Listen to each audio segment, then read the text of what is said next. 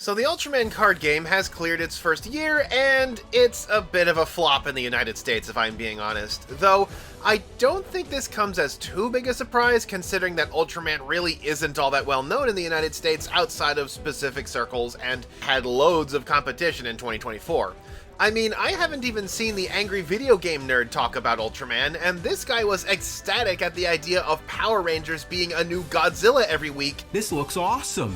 It was just like a Godzilla movie. It was not what I expected. Whereas Ultraman is that Godzilla per week formula in its purest form.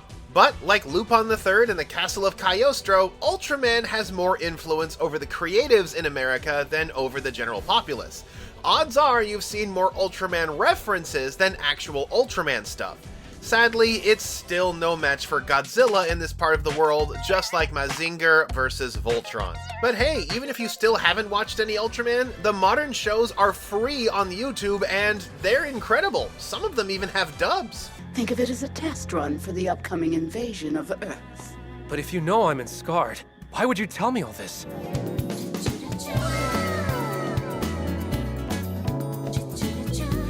And speaking of incredible, I still say that the Ultraman card game is good.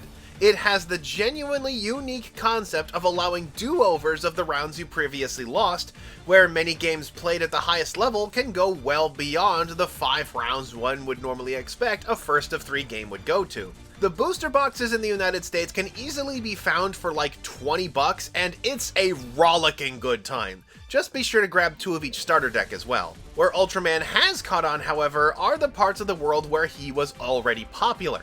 And by that I mean East Asia as well as Southeast Asia, where Malaysia and Singapore have a large enough English-speaking population that the game still has an English version in print even as far as Set 5, where these boxes came from. Oh yeah, they sent me these directly, by the way. The game has been out long enough to generate some incredibly consistent decks that can be built around a single Ultraman, and where the foundational cards are so commonplace that the small quirks of each Ultra are what helps set them apart. And in the new set, Set 5, Heroes of the Radiant Dawn, which has been out for a couple of weeks as of this video, we get both a new card type and a new rarity. Now, Ultramen usually come in 3 levels, representing the 3 minutes an Ultraman can fight before their lives become endangered.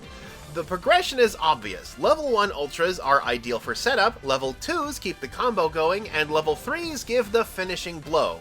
Of course, the system is actually really flexible, allowing you to play cards of any level at any time, but stacking cards to increase their level both increases their powers and unlocks their abilities, so there's a give and take from all angles. Heroes of the Radiant Dawn introduces the Quad Rare Level 4 Ultramen, special cards which can only be played as a level up, but which can cap out at 20,000 power, more than even the Ken Sato finishing card from the Ultraman Rising deck. They also get powerful skills at maximum level, though how good these skills are kinda... well...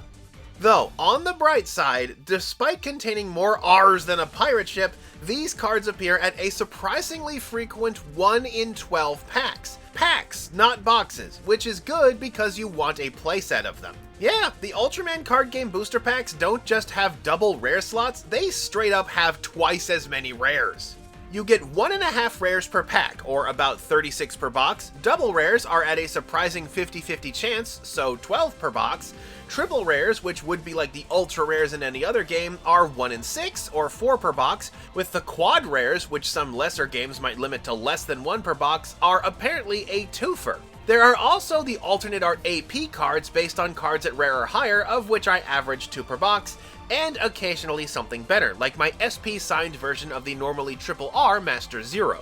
The top rarities actually don't seem to impact the normal rare or double rare slots, which can sometimes cause weird rarity pileups like this pack. Man, this is the sort of play booster that people dream of, and I don't think they advertise this as a feature either. But the weird part is how strangely consistent the top rarities were for me.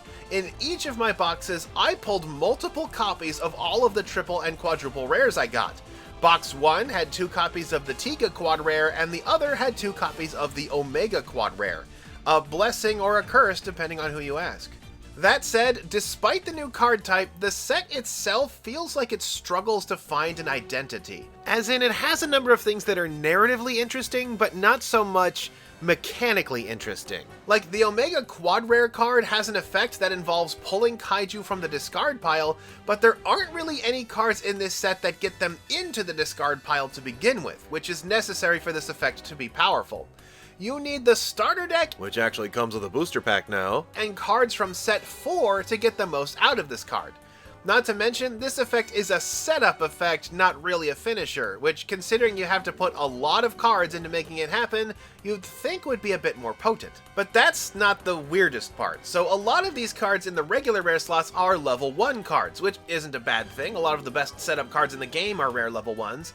But in this case, look at Tiga, who gets a bonus effect depending on the type of card the opponent is using, and this is kinda dumb. The only thing you can count on your opponent to do is try to win, so you can never really rely on them to create the specific situations you want, unless the situation is one that every player has to do in order to win. Barring a way to force a type change onto your opponent, you'll be struggling to make this happen. I guess the 10 TCG Commandments number 2 would read, if your game doesn't have a sideboard mechanic, then don't make sideboard cards. As for why these sorts of cards exist, they are primarily to counter kaiju cards, who tend to have a high power for little investment in exchange for a weakness that causes their power to plummet to 8,000 or less, which these characters that can jump to 9,000 power would have an easy advantage over. The problem here is that a lot of kaiju have this high power but no such weakness, such as Sheparidon and Emmet Ultraman Dyna, whose base 10,000 is not afraid of this effect at all. Only the base and common kaiju cards fear this effect, which most players will only run as a setup for better kaiju, who now can also level up like Ultra Heroes, some going all the way from 5 to 7 like Jugulus Juggler, who is a kaiju who plays like an Ultraman. There's also the fact that you cannot play these level 1s reactively the way you can play the level 2 or level 3 cards with similar effects.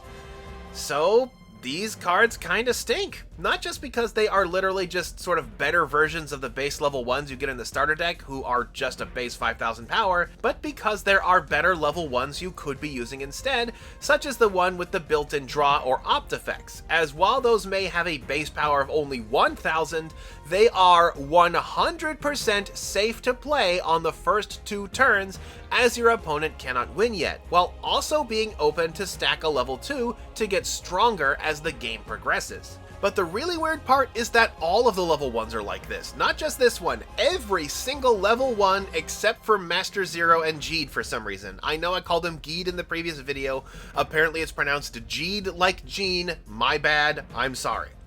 I'd say it's because the setup cards have already been printed and you don't want to double up, but this set literally has a reprint in it with a special tag to preserve the set number gimmick, so reprinting some of the better level 1 supports shouldn't be out of the question. It's not just the fact that these cards kinda stink, it's that they occupy so many of this set's rare slots. But it's far from a lost cause. For example, while it also commits the crime of leaning on older sets, the RRR Jeed Magnificent is basically designed to work in tandem with the Jeed Galaxy Rising from the starter deck, the best card in that starter deck, allowing it to increase its own grade every single turn rather than just on the turn it's played, and the level 4 Jeed lets you duplicate Jeed powers in play, letting you use Magnificent again on another target, or on the same target, or even toolbox a little by using the RRR Jeed Claw to give the bumps you need to win multiple matchups, meaning that the grade 4 Jeed Royal actually is a win condition. Meanwhile, Master Zero is built around swapping between speed and power, generating a consistent version of the other strategies that often rely on having 2 Ultras of different names in play, with the level 4 acting as a finisher.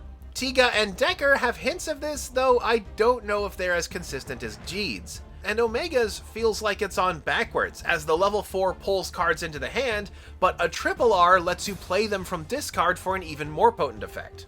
But yeah, even with this new card type, I think this set might be a little bit of a bust.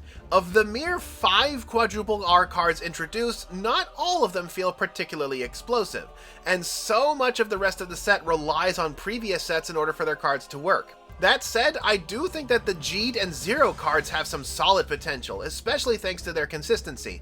If archetypes like Dyna/Aggle or Omega are to keep up, they will probably need some more consistency tools in order to work. Hopefully, these are just some growing pains involving the new card types. That said, if I had any say on the design of Set 6, the obvious answer would be to try to fill out more of the level 4 cards for the other Ultra archetypes, making what happened in Set 5 here be just mere growing pains, and to be braver about reprinting the staple level 1 cards that everybody wants. And give me a card too! I was an Ultraman Rising! Where's my card?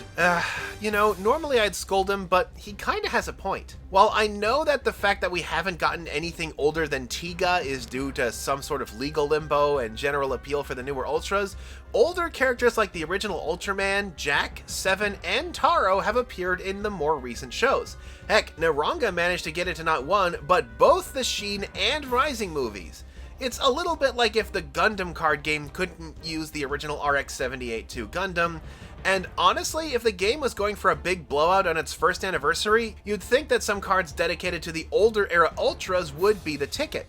I mean, there's already 2 borders with light blue and dark blue, why not untangle the legal mess and make a classic Ultra category with a red border? I just noticed, but we technically kinda do with the Ken Sato deck. Barring that, I'd urge the designers to push harder against their current limits as well.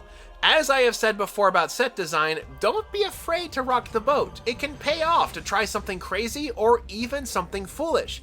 Give us a level 4 that really, truly explodes. I think the Tiga and Omega cards are on the right track, and the G'd one has tons of combo potential, but they are too busy playing it safe with what they offer. I'm saying a card as difficult to get out as a grade 4 should really be the win condition of any given deck. Because, come on, is there any franchise that better embodies the phrase go big or go home than Ultraman? I didn't think so. Until next time, this is Kohdok signing off.